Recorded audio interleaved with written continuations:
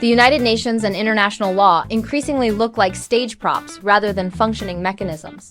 The world is on fire, wars continue, presidents are abducted, regimes are dismantled, and almost no one is held accountable. A logical question arises: do the United Nations and international law actually work at all? Or does the world need radical change? The United Nations was created in 1945 as a response to the horrors of World War II and the complete failure of the League of Nations. Its goals were noble: preventing wars, safeguarding peace, fostering cooperation between states, protecting human rights, and ensuring equality among nations. On paper, it all looks perfect.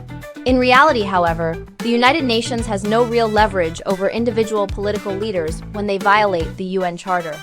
As a result, aggression by one country against another often goes unpunished. International law is violated systematically. Military adventures, regime changes, kidnappings of political leaders, all of this has become the new normal. And the problem is not limited to the United Nations. The problem runs much deeper.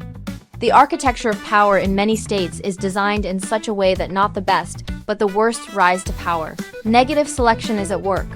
Key positions are occupied by cynical, greedy, and incompetent individuals. To be blunt, in many countries, outright criminals are in charge. They are the ones who start wars, ignore international law, and drag entire nations into catastrophe. But this system can be changed. If the very architecture of power is redesigned, positive selection becomes possible. A decentralized system of people's governance makes it possible to establish a real meritocracy, one in which competent, honest, and responsible people rise to power, rather than those who are most skilled at manipulating the masses. And only when such people govern countries will international law be able to function. Only then will agreements be possible without wars, coercion, and violence.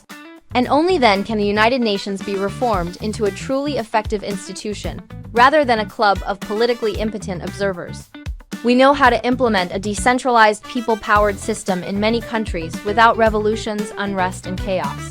So if you want your country to become fair, transparent, and prosperous for every citizen, including your own family, join us at SVARGA Life. If you agree, like, and share this video.